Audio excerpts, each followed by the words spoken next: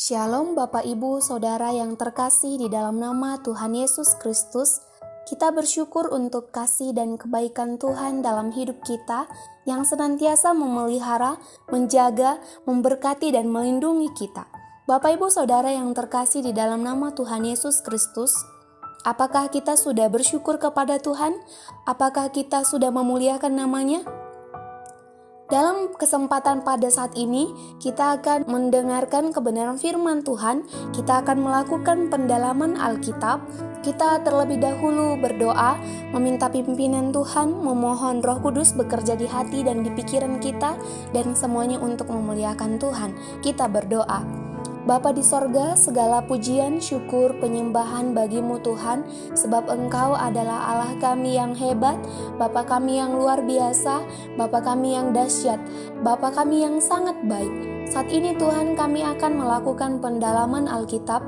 Kami memohon Roh Kudus-Mu bekerja dalam hati dan pikiran kami, hingga kami dapat mendengarkan, memahami, dan melakukan kebenaran firman-Mu dalam hidup kami, dan kami menjadi pribadi yang berakar, bertumbuh dan berbuah, dan buah yang kami hasilkan dapat dinikmati oleh orang-orang yang ada di sekitar kami. Terima kasih Tuhan, kami serahkan waktu dan kesempatan yang ada ini untuk memuliakan nama Yesus. Dalam nama Yesus Kristus kami berdoa dan mengucap syukur kepada Bapa di sorga. Haleluya. Amin. Bapak Ibu Saudara yang terkasih dalam nama Tuhan Yesus Kristus, tema pendalaman Alkitab kita atau renungan kita pada hari ini adalah Tuhan Yesus adalah juru selamat yang ilahi dan manusiawi dalam kitab Lukas. Tuhan Yesus adalah juru selamat ilahi dan manusiawi sebab Dia adalah Allah yang memberikan pembebasan dan pemulihan bagi manusia yang berdosa, yang juga memberikan perlindungan dan pemeliharaan bagi manusia yang dikasihinya. Ketika Tuhan Yesus datang ke dunia ini untuk menyelamatkan seluruh umat berdosa, Tuhan Yesus tidak membedakan sorga yang merupakan tempat yang megah dan kudus dengan bumi yang penuh dengan kenajisan dosa manusia. Tuhan Yesus sebagai juru selamat yang berasal dari Allah untuk manusia berdosa dapat berhadapan dengan Allah, maka Ia mengambil rupa seorang manusia. Ia tinggal bersama-sama dengan manusia, tetapi Ia tidak pernah melakukan dosa sama sekali. Intinya, Tuhan Yesus menginginkan manusia yang telah diciptakan Allah itu selamat. Tidak peduli akan diri Yesus yang akan menghadapi banyak penderitaan selama di bumi. Walaupun banyak penderitaan yang dialami oleh Tuhan Yesus, tetapi Dia adalah pemenang dan Ia menjadi juru selamat untuk selama-lamanya. Tidak ada selain Dia, sehingga seharusnya orang yang memiliki Tuhan Yesus sebagai juru selamatnya harus bersuka cita, sebab Allah sendiri yang menjadi Tuhan dan juru selamatnya di dalam Kristus. Kita boleh lihat dalam Lukas 1 ayat 47. Tuhan Yesus sebagai juru selamat berarti hanya Tuhan Yesus yang memberikan pengampunan dosa bagi semua orang yang berdosa. Tuhan Yesus Kristus sebagai juru selamat memberikan kasih karunia kepada manusia berdosa. Roh-Nya dicurahkan dan Tuhan Yesus adalah Allah yang berinkarnasi yang telah menghapuskan kematian dan membawa hidup dan kebakaan ke dalam terang. Di dalam pendalaman Alkitab pada saat ini Bapak Ibu Saudara yang terkasih, ada beberapa pertanyaan yang perlu kita jawab.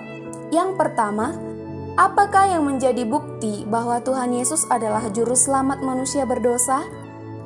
Allah sendiri yang menyatakan bahwa Tuhan Yesus adalah juru selamat manusia berdosa. Kita boleh lihat di dalam Kisah Para Rasul 5 ayat 30-31, demikian firman Tuhan. Allah nenek moyang kita telah membangkitkan Yesus Kristus yang kamu gantungkan pada kayu salib dan kamu bunuh. Dialah yang telah ditinggikan oleh Allah sendiri dengan tangan kanannya menjadi pemimpin dan juru selamat, supaya Israel dapat bertobat dan menerima pengampunan dosa. Malaikat sendiri yang menyatakan bahwa Tuhan Yesus adalah seorang juru selamat yang telah lahir di kota Daud, sebab apa yang disampaikan oleh malaikat itu adalah pesan dari Allah sendiri. Kita boleh lihat di dalam Lukas 2 ayat 10-12, demikianlah firman Tuhan. Lalu kata malaikat itu kepada mereka, Jangan takut, sebab sesungguhnya aku memberitakan kepadamu kesukaan besar untuk seluruh bangsa. Hari ini telah lahir bagimu juru selamat, yaitu Kristus Tuhan di kota Daud. Dan inilah tandanya bagimu, kamu akan menjumpai seorang bayi dibungkus dengan lampin dan terbaring di dalam palungan. Dan banyak orang yang mengaku bahwa Tuhan Yesus adalah juru selamat, dikarenakan sudah merasakan apa yang dilakukan oleh Tuhan Yesus, sudah merasakan dan melihat segala kasih dan perbuatan Tuhan Yesus. Kita boleh lihat di dalam Yohanes 4 ayat 42, demikian firman Tuhan, dan mereka berkata kepada perempuan itu, "Kami percaya, tetapi bukan lagi karena apa yang Engkau katakan, sebab kami sendiri telah mendengar Dia dan kami tahu bahwa Dialah benar-benar juru selamat dunia." Pertanyaan yang kedua, apakah yang dirasakan oleh manusia ketika Tuhan Yesus datang ke dunia sebagai Tuhan dan juru selamat? Yang dialami oleh manusia ketika menerima Tuhan Yesus sebagai Tuhan dan juru selamat yang ilahi dan manusiawi adalah ia akan mendapatkan pengampunan dosa. Ia diangkat menjadi anak Allah, menjadi ahli waris di dalam kerajaan sorga. Segala kuasa maut dan kebinasaan di dalam diri manusia oleh dosa akan dipatahkan oleh Tuhan Yesus Kristus dan memberikan hidup yang kekal. Kita boleh lihat di dalam 2 Titus 1 ayat 10, demikian firman Tuhan. Dan yang sekarang dinyatakan oleh kedatangan Juru Selamat kita Yesus Kristus, yang oleh Injil telah mematahkan kuasa maut dan mendatangkan hidup yang tidak dapat binasa. Pertanyaan yang ketiga, apakah yang dilakukan oleh orang berdosa sehingga manusia itu memiliki hak penuh untuk masuk ke dalam kerajaan sorga? Yang dilakukan manusia berdosa adalah berusaha bersungguh-sungguh supaya panggilan dan pilihan Allah di dalam diri manusia itu semakin teguh, tidak tergoyahkan oleh rupa-rupa pengajaran dunia yang menyesatkan. Bersungguh-sungguh dalam panggilan Allah berarti berusaha menaati setiap hukum Allah dan menjadi orang yang merdeka dari perbudakan dosa. Bersungguh-sungguh dalam pilihan Allah, yakni Allah memilih seseorang untuk memberitakan Injil, tidak memandang lapisan masyarakat yang ada, baik kepada raja, pejabat, petani, dan sebagainya. Kita juga boleh lihat di dalam 2 Petrus pasal yang pertama, ayat 10 sampai ayat 11, demikian firman Tuhan. Karena itu, saudara-saudaraku, berusahalah sungguh-sungguh supaya panggilan dan pilihanmu makin teguh. Sebab jikalau kamu melakukannya, kamu tidak akan pernah tersandung. Dengan demikian kepada kamu akan dikaruniakan hak penuh untuk memasuki kerajaan kekal, yaitu kerajaan Tuhan dan Juru Selamat kita Yesus Kristus. Pertanyaan yang keempat, apakah yang dilakukan oleh orang-orang percaya kepada Sang Juru Selamat? Yang dilakukan oleh orang-orang yang sudah percaya kepada Sang Juru Selamat adalah memiliki sikap hidup yang taat, tidak membantah kebenaran, tidak berlaku curang dalam segala hal, baik dalam pelayanan maupun pekerjaan, selalu tulus dan setia dalam melaksanakan segala tugas dan tanggung jawab yang dipercayakan kepadanya. Dengan demikian, orang-orang yang melihat sikap seperti itu akan memuliakan Allah yang ada di sorga. Inilah yang harus dikerjakan oleh orang percaya dalam setiap kehidupan sehari-harinya.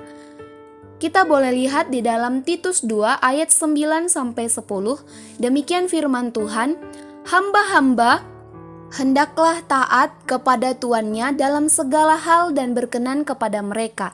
Jangan membantah, jangan curang, tetapi hendaklah selalu tulus dan setia, supaya dengan demikian mereka dalam segala hal memuliakan ajaran Allah Juru Selamat kita.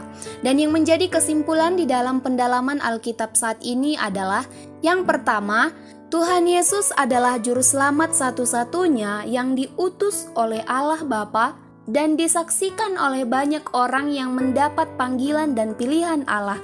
Yang kedua, Tuhan Yesus Juru Selamat satu-satunya, di dalam Dia ada kehidupan kekal dan di luar Dia ada kebinasaan. Barang siapa tidak di dalam Yesus, maka ia akan binasa. Yang ketiga, setiap orang yang mengaku percaya kepada Tuhan Yesus Kristus Sang Juru Selamat Sikap hidupnya harus memuliakan Allah Bapa yang di sorga.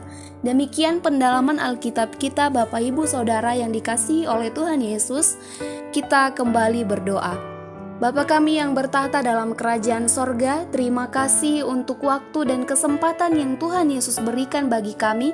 Kami bersyukur kebenaran firman-Mu mengingatkan kami bahwa hanya Tuhan Yesus satu-satunya juru selamat yang telah mati di kayu salib menyelamatkan, menebus dosa semua manusia.